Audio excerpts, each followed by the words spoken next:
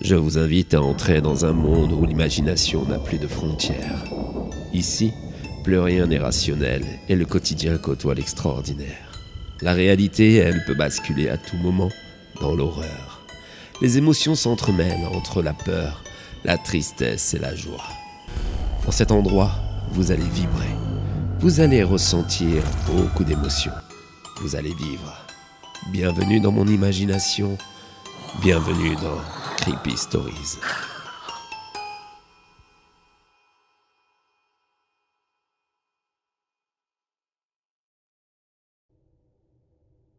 Avez-vous remarqué à quel point il faut toujours trouver une explication rationnelle à des événements surnaturels?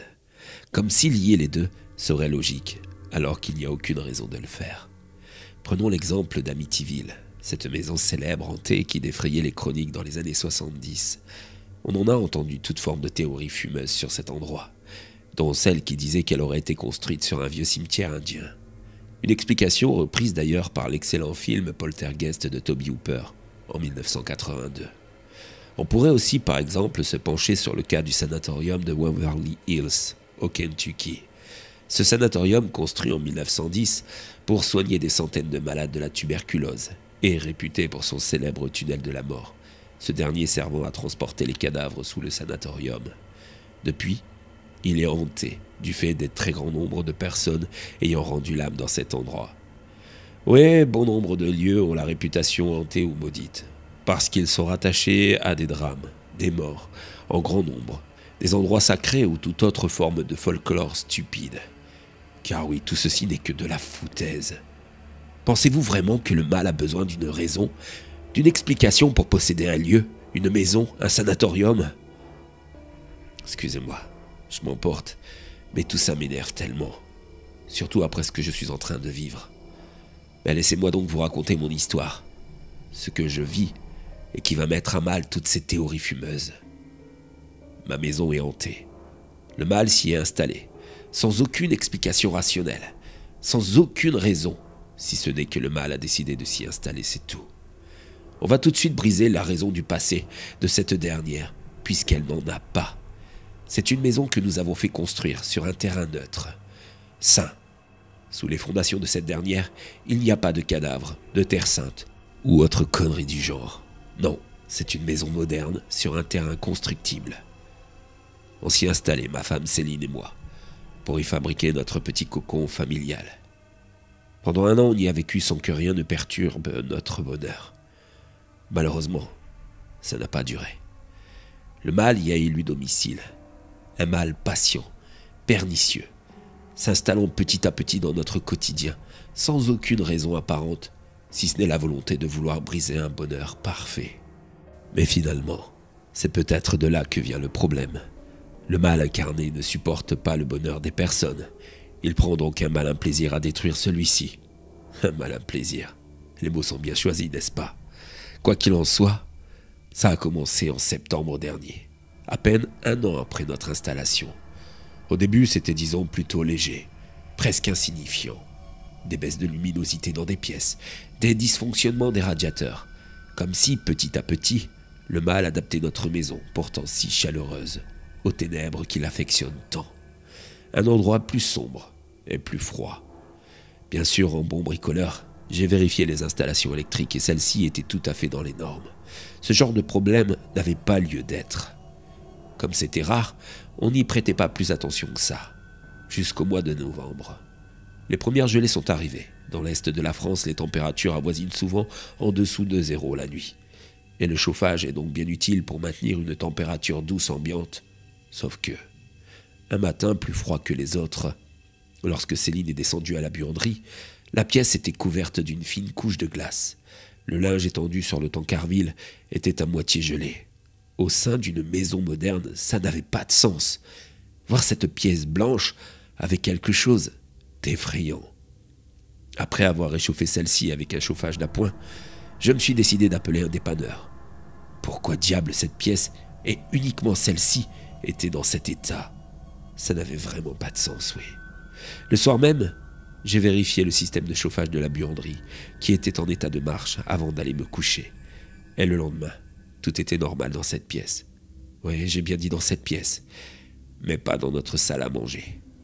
En effet, les chaises de notre table étaient toutes renversées, couchées sur leur dossier, comme si on les avait volontairement mises dans cette position. Bien sûr, on a cherché une explication rationnelle à ça, notamment Peluche, notre gros chat.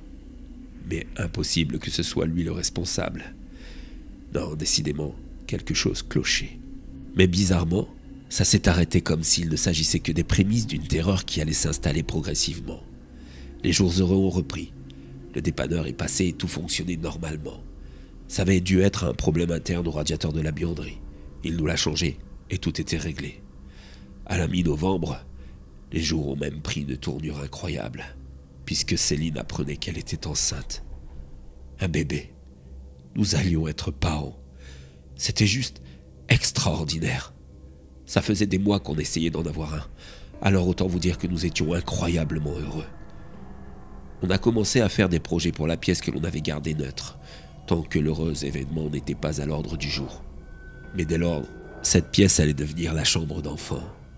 Oui, un doux foyer, une compagne formidable, un bébé à venir. Tout allait pour le mieux. Mais le mal tapi dans l'ombre de notre propriété veillait à notre bonheur, ce qui devait sérieusement lui déplaire. Vers fin novembre, de nouveaux événements ont commencé. Oh, des petits riens, mais qui avaient pour but de déstabiliser notre bonheur parfait. Comme cette soirée, où occupée à pendre du linge, Céline m'a demandé de veiller sur la cuisson d'un plat mijoté qu'elle préparait. Je m'y suis attelé, bien sûr, mais sans aucune raison logique. La plaque s'est mise à chauffer de manière excessive, pendant que j'étais occupé à nous préparer un bon film à regarder au salon. En à peine 2 minutes, tout le contenu était cramé, ce qui était proprement impossible. Du coup, forcément, ça a créé une tension entre Céline et moi, qui ne comprenait pas comment j'avais pu laisser faire ça. Les reproches ont fusé. Je peux pas compter sur toi, etc., etc. Ouais, le mal s'attaquait à ce qu'il y avait de plus précieux, notre amour. Et je peux vous dire qu'il a bien fait ça. Durant le mois de décembre, nos disputes ont été fréquentes. La télécommande de la télé qui disparaissait, pas rangée à sa place. Les clés de voiture mises à un endroit où elles n'ont rien à y faire. Des petites tensions qui, ajoutées à la fatigue de Céline vu ses premiers mois de grossesse, ont commencé à nous éloigner. Mais tout ça à cause de choses inexplicables. Car oui, la télécommande était toujours rangée au même endroit. Les clés étaient toujours dans la boîte à clés du hall d'entrée. Alors comment expliquer que ces objets du quotidien ne se trouvaient pas aux endroits où nos automatismes si bien réglés les avaient toujours mis? Ouais, le mal s'amusait de nous, et il semblait y prendre un malin plaisir. Un soir, j'ai tenté d'en parler avec Céline, mais elle m'a rembarré sèchement. Tout ceci n'était que des balivernes, des prétextes débiles pour excuser mes erreurs. Le mal gagnait du terrain. Il fallait y remédier. C'est le soir du 24 décembre que j'ai, disons, appliqué une énorme couche de bonheur sur ce mal qui s'installait chez nous. En effet, devant nos familles, lors du réveillon de Noël, j'ai offert à Céline une très jolie bague pour la demander en mariage. Je sais qu'elle le désirait plus que tout, même si moi je n'étais pas pour. Ce fut un moment chargé en émotions, pleurs de joie, félicitations de nos proches, un bonheur que j'éclatais en pleine figure de ce mâle, spectateur de notre union plus forte que tout. Ce qui est drôle, c'est que ça a eu l'air de marcher. Un certain temps, comme si ce trop-plein de joie avait achevé ce dernier. Le début d'année s'est donc passé sous les meilleurs auspices. Janvier et février ont été des mois merveilleux. Tout se passait très bien. Le ventre de Céline s'arrondissait. Nous avancions beaucoup sur la déco de la chambre. En plus, au boulot, mon patron m'avait donné une place que je convoitais depuis longtemps, avec un salaire autrement plus intéressant. Bref, tout allait pour le mieux. Un bonheur total. Pourtant, ce mardi 2 mars, Céline a fait une chute dans nos escaliers. Une chute violente. Les secours ont fait au plus vite, mais ils n'ont rien pu faire. Elle a perdu notre bébé. Ils l'ont gardé et ils l'ont transféré dans l'aile psychologique, car depuis, elle ne dit plus un mot. Elle se terre dans un silence plus qu'angoissant. Pourtant hier, lors de ma visite, elle m'a fait signe d'approcher mon oreille près de son visage. Et ce qu'elle m'a dit m'a glacé le sang.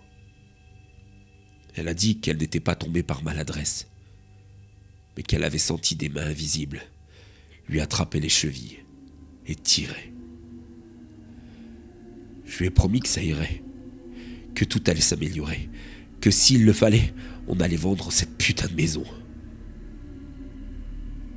Voilà comment je me retrouve, coincé chez moi, seul, à témoigner sur Internet à qui veut me croire que le mal s'est installé chez moi, sans aucune raison rationnelle, car il n'y a pas eu de malheur ici, du moins pas avant nous. Aujourd'hui, tout s'est accéléré. Les murs suintent d'un étrange liquide. L'air y est glacial. Les meubles sont en désordre. J'entends constamment des murmures effrayants. Et je suis coincé dans mon bureau depuis des heures. La porte refuse de s'ouvrir. Les fenêtres aussi. Mon portable est HS. Il ne me reste plus que mon PC pour vous témoigner de tout ça. Je suis à bout, vous savez. Le mal a gagné. J'ai préparé la corde des rideaux. Accrochée ainsi, elle devrait supporter mon poids sans problème. Voilà. Avant de commettre l'irréparable, je voulais vous prévenir. Tout ce qu'on vous a dit jusqu'ici est faux. Le mal ne s'installe pas là où il y a eu des drames. Il ne s'installe pas là où il y a eu des morts. Il s'installe là où le bonheur est présent. Et il prend un malin plaisir à tout détruire. Vous voilà prévenu. Soyez heureux, mais pas trop. Sinon, il viendra vous rendre visite.